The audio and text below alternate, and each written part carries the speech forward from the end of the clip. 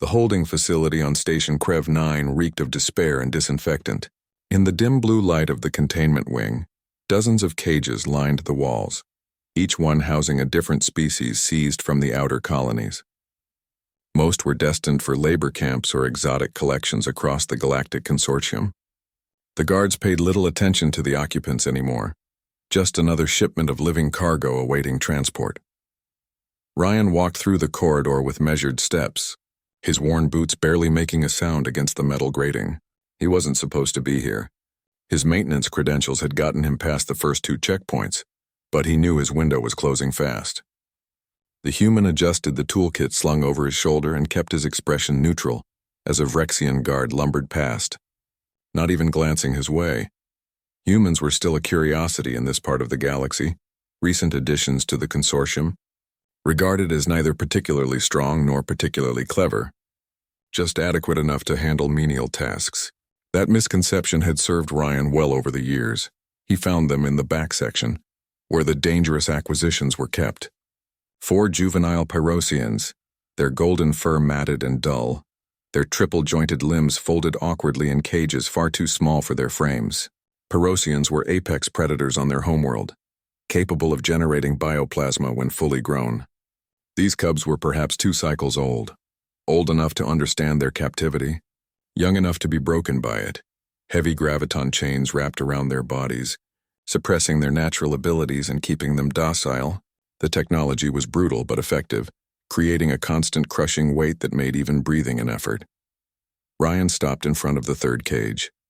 The cub inside lifted its head slightly, amber eyes meeting his. There was still fire in those eyes, not yet extinguished. "Blaze," Ryan said softly, reading the designation card welded to the cage. The universal translator in his earpiece rendered the Pyrosian naming convention into something approximating human phonetics. That's a strong name. The cub's nostrils flared, testing his scent. Pyrosians had extraordinary olfactory senses, able to detect biochemical signatures that told them everything about another being's emotional state. Whatever Blaze smelled on Ryan made the young predator's ears prick forward with interest, rather than retreat in fear. Ryan didn't say anything else. Words were cheap in a place like this, and the cubs had probably heard enough empty promises from the traders who captured them. Instead, he set down his toolkit and opened it with deliberate care. A Vrexian guard station was visible at the far end of the corridor, perhaps 50 meters away.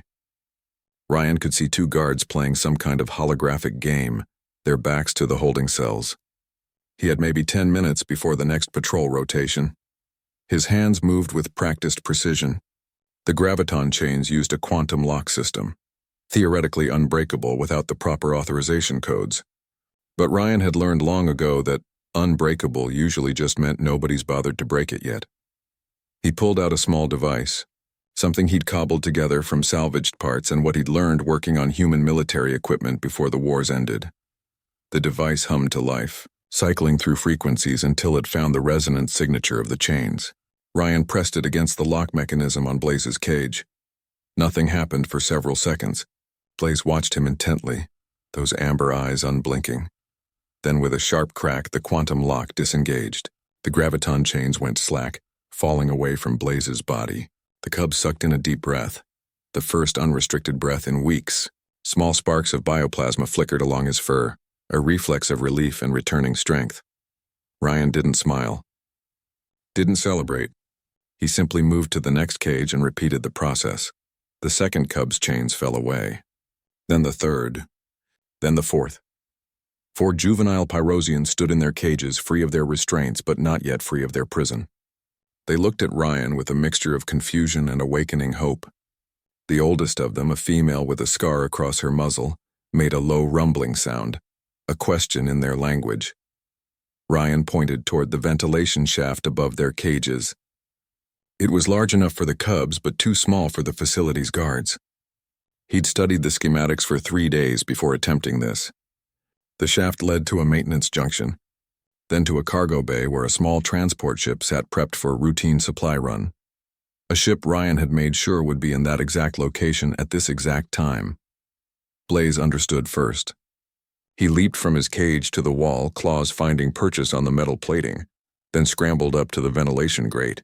Ryan had already loosened the bolts earlier that day. The grate popped free with minimal effort. The other cubs followed, their natural agility returning as the effects of the long-term graviton suppression began to fade. They moved like liquid fire, flowing up the wall and into the darkness of the ventilation system.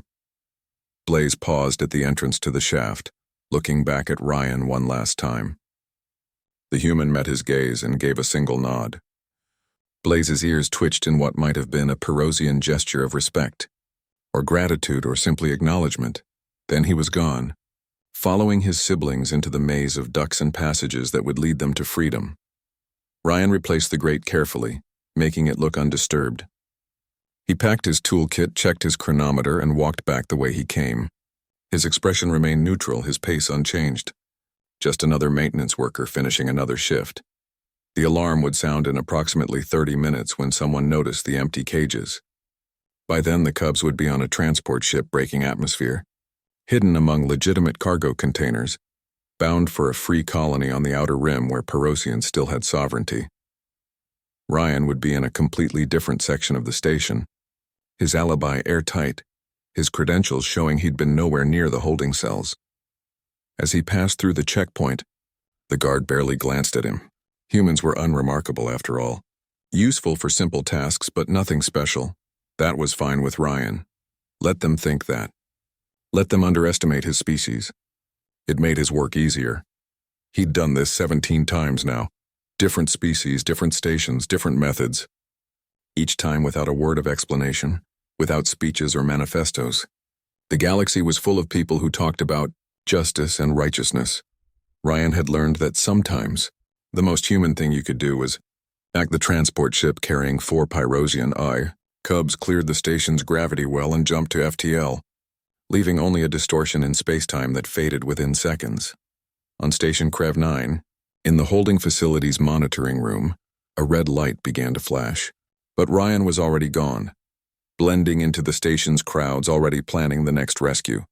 They could chain the predators, but they couldn't chain what humans had learned through their own bloody history, that every cage could be opened, every chain could be broken, and freedom was worth any risk. Without a word, without glory, one human at a time, the message was spreading across the galaxy. Don't underestimate humanity's capacity for compassion, or its capacity for making the impossible possible.